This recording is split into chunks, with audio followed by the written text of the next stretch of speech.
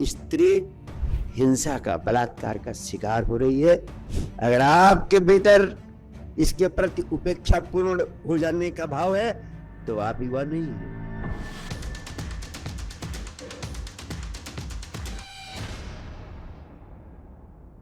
जिंदगी में हमेशा खेलपूर्ण रहने की आदत डालो। इस जिंदगी में कुछ भी गंभीर होने जैसा नहीं है। भगवान कृष्ण कहते हैं जीवन सिर्फ खेल है। और भगवान कृष्ण ने जो धर्म का सार दुनिया को दिया वो सिर्फ इतना है कि आपके होठों पर हमेशा हो बांसुरी, आपके पैरों में हो नृत्य और जीवन में भरा हो गीत और संगीत।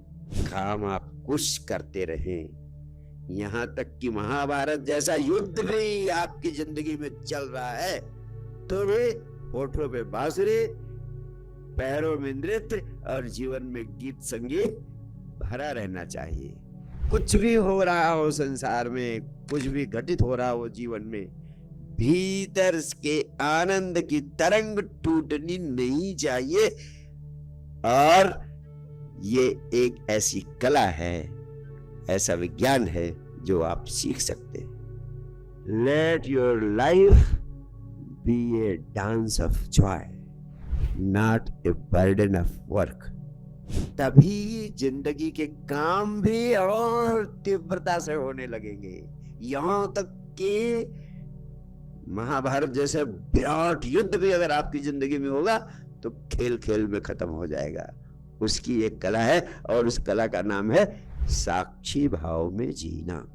भगवान कृष्ण कहते हैं action alone is thy concern, not it's consequences.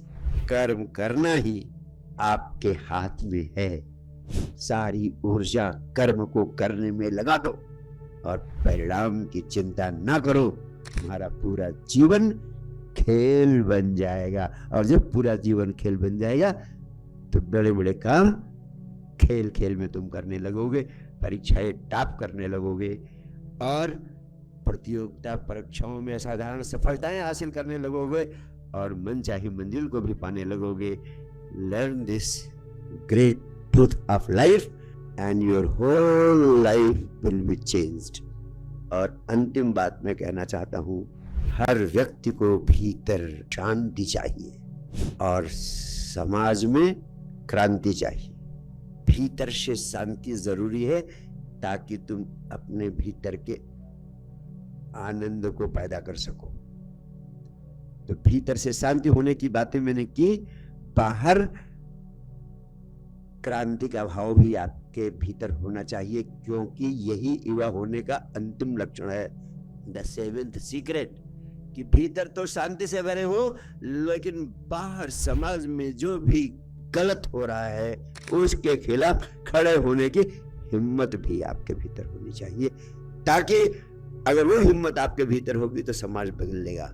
जैसे आज 21वीं सदी में भी हम देखते हैं कि हिंदुस्तान में शूद्र है। ये मनुष्यता के लिए बहुत बड़ा अभिशाप है कि हम अब भी पुरानी धारणाओं को, जो किसी समय अर्थपूर्ण रही होंगी, अब अर्थहीन हो गई है, तो उन्हें मिटा देने की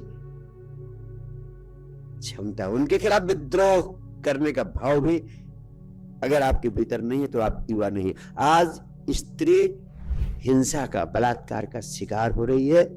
अगर आपके भीतर इसके प्रति उपेक्षा पूर्ण हो जाने का भाव है तो आप युवा नहीं है। अभी भी समाज में गरीबी है और हम गरीबी को बर्दाश्त करते चले जा रहे हैं कि पिछले जन्म के कर्मों का फल है। अगर ऐसी दृष्टि आपकी है तो समझ लेना आप युवा नहीं है। तो भीतर से शांति चाहिए और बाहर व्यवस्था में जहां जहां गड़बड़ है उसके प्रति विद्रोह का भाव होना आपके प्राणों में अनिवार्य है, अन्यथा आप युवा नहीं है।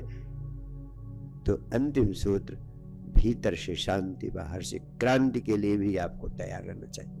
बहुत बहुत प्यार, बहुत बहुत आशीर्वाद आपको।